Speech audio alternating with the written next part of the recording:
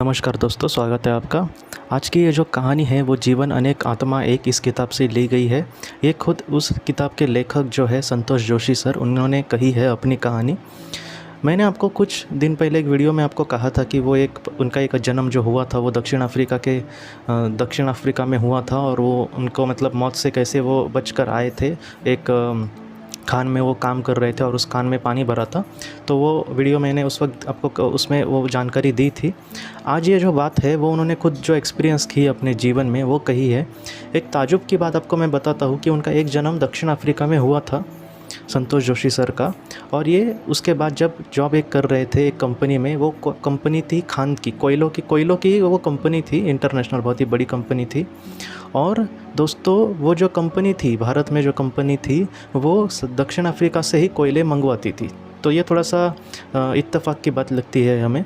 दूसरी एक बात आपको बताता हूँ कि इनको एक बार दक्षिण अफ्रीका भेजा गया किसी काम के वजह से, मतलब खान के मतलब ख़रीदारी के लिए वगैरह। तो जब वो कहते हैं कि तब उनको ये कुछ भी बात पता नहीं थी। उसके बाद अब उन्होंने जब अपना पास्ट लाइफ रिग्रेशन किया तब उनको ये बात पता चली, लेकिन वो जब उस कंपनी में काम करते थे तब उनको इसके बारे में कुछ भी पता नहीं था। वो ये कहते हैं कि हवाई जहाज़ में वो बैठे दक्षिण अफ्रीका जाने के लिए अपने काम के सिलसिला में, और वो इंटरनेशनल वहाँ का एक एयरपोर्ट है, उसका नाम उन्होंने कहा है ताम्बो।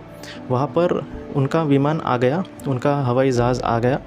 और उसके बाद वो ये कहते हैं कि जब वो अपने हवाई जहाज़ से बाहर निकले तब वो जो गंध है, मतलब बाहर की जो गंध है, उस गांव की जो गंध है, उसको लेकर उनको ऐसे लगा कि वो शायद इस गंध को पहले से पहचानते हैं। तो ये सारी चीज़ों के जवाब तो डायरेक्टली नहीं मिल सकते किसी को, तो उन्होंने भी सोचा कि चलो जाने दो। उसके बाद वो अपने जो होटल में उनका बुकिंग वगैरह किया गया था वहाँ पर गए। होटल में सब कुछ ये करने के बाद, फ्रेश वगैरह होने के बाद, वो कहते हैं कि शाम को वो ऐसे ही घूमने चलते हैं नए शहर में वगैरह। तो इस वजह से वो पैदल ही वहाँ पर घूमने चले। वो जब रास्ते में घूम रहे थे दोस्तों, तो ऐसा उनको लग रहा था कि ये जगह उनके लिए नई नहीं है। वो ये कहते हैं कि वहाँ के सारे रास्ते वगैरह वो पहले से ही जानते थे। वो ये कहते हैं कि यहाँ का रास्ता जाने के बाद वहाँ पर बाएं तरफ क्या है वो भी उनको पता था। वहाँ पर सेंट जॉन्स नाम का एक चर्च और एक यूनिवर्सिटी जैसी थी, तो वहाँ पर ये गए, तो वहाँ पर वो उनको दिखा। और बाद में उन्होंने बहुत सारी चीज़ें, एक स्पाइस मार्केट के बारे में उन्होंने कहा है, एक गैराज के बारे में कहा है जो उनको पहले से ही पता था कि वहाँ पर था।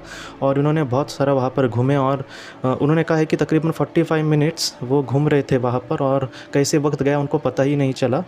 और ये सारी बातें उनको पहले से ही पता थी। और वहाँ के लोगों की वहाँ की जो लोकल लैंग्वेज है वो भी वो कह रहे थे कि मुझे थोड़ी बहुत समझ रही थी, या फिर मुझे ऐसा लग रहा था कि शायद मैं उसे बोल सकता हूँ। तो ये सारी चीज़ें उनको अनुभव हुए दोस्तों। उसके बाद उन्होंने ये कहा है कि जब उनका पास्ट लाइफ रिग्रेशन खुद का जब उन्होंने किया, तब उनको दोस्तों ये पता चला कि उस वक्त ये तकरीबन जो दौर है, मतलब उनका जो दक्षिण अफ्रीका में जन्म हुआ था, ये जो दौर है वो 1910 का है, 1910 का। तब वो ये कहते हैं कि तब जो वर्ण भेद वगैरह थे वो अपने चरम पर थे, मतलब एक दूसरे को बहुत ही रंग भेद से वगैरह उनको ये किया जाता था। तो ऐसे वक्त में क्या हुआ दोस्तों, वहाँ के जो लोकल लोग थे, मतलब दक्षिण अफ्रीका जो मूल निवासी थे, वो लोग, उन्होंने बहुत ही बड़ा आंदोलन वगैरह इसके लिए किया था। और इस आंदोलन में खुद संतोष जोशी सर भी थे वहाँ का, मतलब उस जन्म में। और इसके लिए उनको जेल में वगैरह भी डाला गया था। और बहुत ही ज़्यादा उनका वो थोड़ा सा गरीबी वाला ही जन्म था। उनके बच्चे थे, उनकी बीवी थी, लेकिन बहुत ही बेकार हालत, मतलब ऐसे गरीबी हालत के जैसे वो बेचारा जन्म था। और वो ये कहते हैं कि उस जन्म में तकरीबन 71 साल के बाद वो इस दुनिया से चले गए थे। और मतलब बहुत ही बुरा ही वो थोड़ा जन्म था, मतलब थोड़ा सा दुख भरा जन्म था वो उनका। और वो 71 साल के जब हो गए तब इस दुनिया से चले गए थे। तो उन्होंने दक्षिण अफ्रीका के बारे में जो कहा है, मतलब ऐसे जो अनुभव है, मुझे याद है कि मैनी लाइव्स मिनी मास्टर्स इस किताब में भी एक अनुभव दिया है डॉक्टर ब्रायन विच जी ने, कि एक औरत थी, वो भी किसी इटली में कहीं तो गई थी, तब उसको भी ऐसे ही अनुभव हुए थे कि उसको लगा ही नहीं कि वो पहली बार यहाँ पर आई है। उसको लगा कि वो पहले से यहाँ के रास्ते जानती है, यहाँ के लोगों की जो भाषा है वो जानती है, यहाँ की छोटी छोटी जो चीज़ें होती है, लैंडमार्क वगैरह, वो उन्हें जानते हैं। तो ऐसे अनुभव बहुत लोगों को होते हैं दोस्तों। और ऐसे जो अनुभव है वो हमें यही सिखाते हैं कि इंसान के शरीर का अंत, मतलब उसका हमेशा के लिए अंत नहीं होता, वो कहीं ना कहीं ज़िंदा होता है और वो बार बार इस धरती पर आता रहता है अपनी आत्मा के विकास के लिए। और जब जब ये सारी चीज़ें वो सीख जाता है दुनिया में कैसे जीना है, या फिर अच्छी चीज़ों का धारण करके हम अगर जीते हैं तो हमारा विकास किस तरह से होगा, और अपने विकास के गति में वो आगे आगे बढ़ते जाता है और एक दिन उसको मोक्ष मिलता है।